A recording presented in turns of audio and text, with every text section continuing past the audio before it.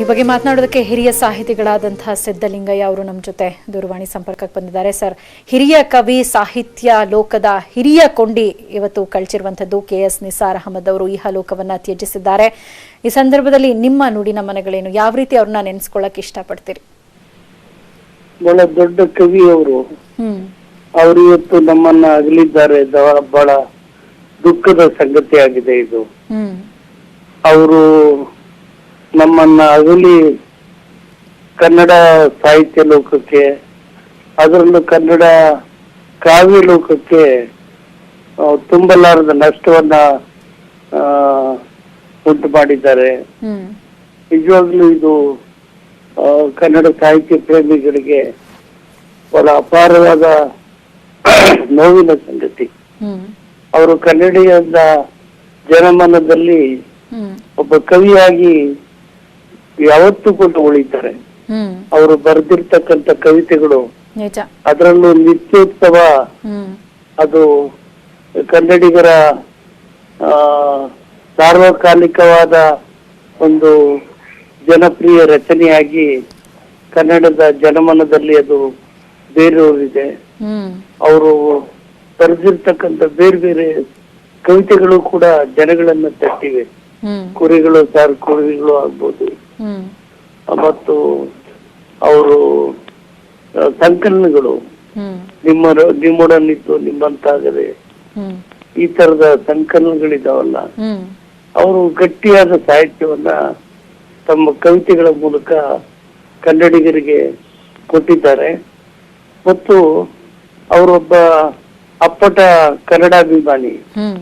ಗೋಕಾಕ್ ಚಳವಳಿಯಲ್ಲಿ ಸಕ್ರಿಯವಾಗಿ ತಮ್ಮನ್ನ ಗುರುತಿಸ್ಕೊಂಡಿದ್ರು ಹೋರಾಟದಲ್ಲಿ. ಕನ್ನಡಕ್ಕೆ ಧಕ್ಕೆ ಬಂದಾಗ ಅವರು ನಿಸ್ಸಂಕೋಚವಾಗಿ ಅವರು ದಿಟ್ಟತನದಿಂದ ಧ್ವನಿ ಎತ್ತಿ ಪ್ರತಿಭಟನೆ ಮಾಡ್ತಾ ಇದ್ರು. ಅಂತ ಕನ್ನಡಾಭಿಮಾನಿ ಕವಿಯನ್ನು ಕೂಡ ನಾವು ಕಳ್ಕೊಂಡಿದ್ದೇವೆ.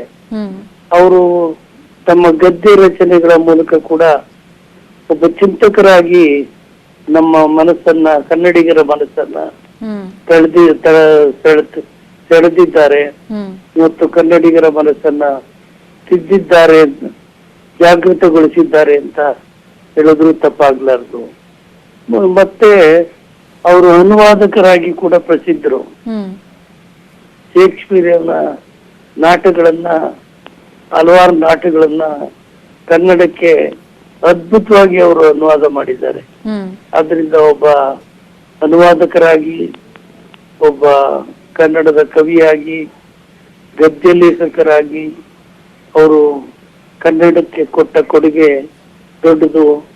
ಅದನ್ನು ಕನ್ನಡ ಜನ ಯಾವತ್ತೂ ಮರೆಯುವಂತಿಲ್ಲ. ಖಂಡಿತ ಸರ್, ಅವರ ಸಾಹಿತ್ಯಗಳ ಮೂಲಕ ಅವರು ಎಂದಿಗೂ ಕೂಡ ಅಜರಾಮರರಾಗಿರ್ತಾರೆ. ನಿಮಗೆ ಬಹಳ ಇನ್ಸ್ಪೈರ್ ಆದಂತಹ ಅವರ ಕೃತಿಗಳಲ್ಲಿ ಯಾವುದು ನಿಮಗೆ ತುಂಬಾನೇ ಇಷ್ಟ ಆಗಿದ್ದು? ಅವರ ಕವಿತೆಗಳು ನನಗೆ ಬಹಳ ಇಷ್ಟ. ಅವರ ಕವಿತೆಗಳು ನನಗೆ, ಅವರ ಕವಿತೆಗಳಲ್ಲಿ ಕಂಡು ಬರತಕ್ಕಂತ ವಿಡಂಬನೆ ಮತ್ತು ಅವರು ಇನ್ನೊಂದು ವಿಶೇಷ ಏನಂದ್ರೆ, ಅವರ ಕವಿತೆಗಳಲ್ಲಿ ಹೊಸ ಹೊಸ ಕನ್ನಡ ಶಬ್ದಗಳನ್ನ ಸೃಷ್ಟಿ ಮಾಡ್ತಾ ಇದ್ರು. ಹೊಸ ಶಬ್ದಗಳನ್ನ ಟಂಕಿಸ್ತಾ ಇದ್ರು ಅವರದೇ ಆದ ರೀತಿಯಲ್ಲಿ. ಅದೊಂದು ವಿಶೇಷ ಪ್ರತಿಭೆ ಅವರಿಗೆ.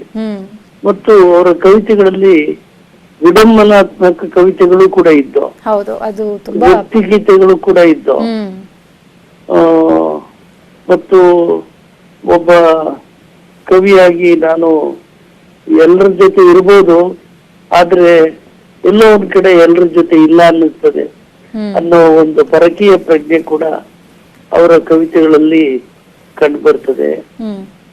ಅವರು ಕನ್ನಡ ಸಾಹಿತ್ಯ, ಕರ್ನಾಟಕ ಸಾಹಿತ್ಯ ಅಕಾಡೆಮಿಯ ಅಧ್ಯಕ್ಷರಾಗಿ ತುಂಬಾ ಒಳ್ಳೆ ಕೆಲಸ ಮಾಡಿದ್ದಾರೆ. ಯಾವ್ಯಾವ ವಿಚಾರಗಳನ್ನ ಅವ್ರು, ಅಂದ್ರೆ ಅವರು ಅಧ್ಯಕ್ಷರಾಗಿ ಮಾಡಿದಂತ ಯಾವ್ಯಾವ ಕೆಲಸಗಳನ್ನ ಈ ಸಂದರ್ಭದಲ್ಲಿ? ಅನೇಕ ಕೃತಿಗಳನ್ನ ಹೊರತಂದ್ರು ಅವರು.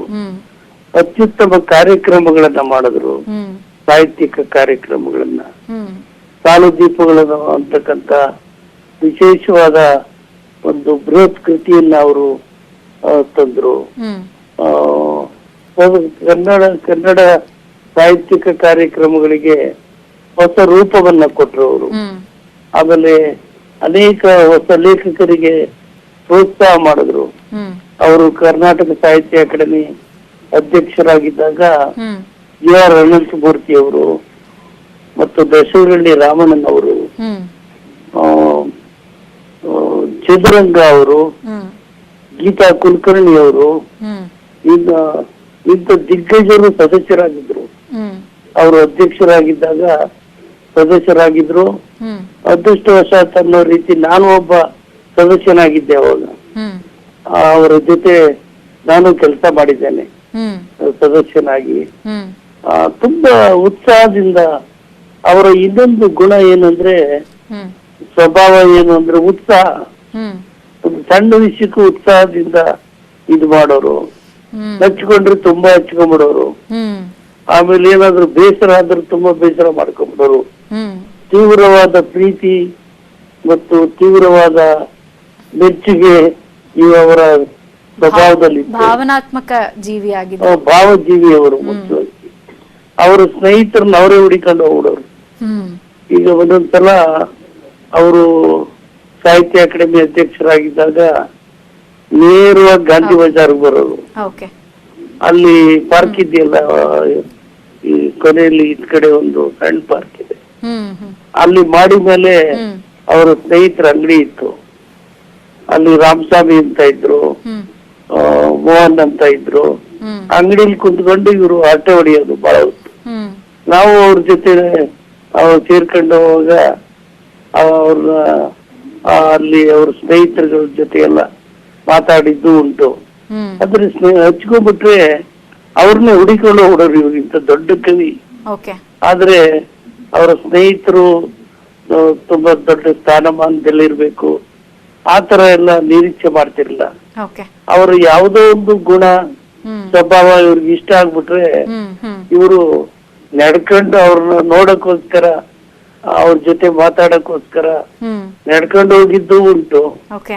BTS ಬಸ್ಸಲ್ಲಿ ಹೋಗಿದ್ದು ಉಂಟು. ಹ್ಮ್ ಹ್ಮ್ ನಾನು ಅವ್ರ ಜೊತೆ ಹೋಗಿದ್ದೇನೆ. ಹ್ಮ್ ನನ್ನ ಗೆಳೆಯ JN ಶಾಮರಾವ್, ಹ್ಮ್ ನಾನು ಹ್ಮ್ ಅವ್ರ ಜೊತೆ ಕಂಪ್ನಿ Okay.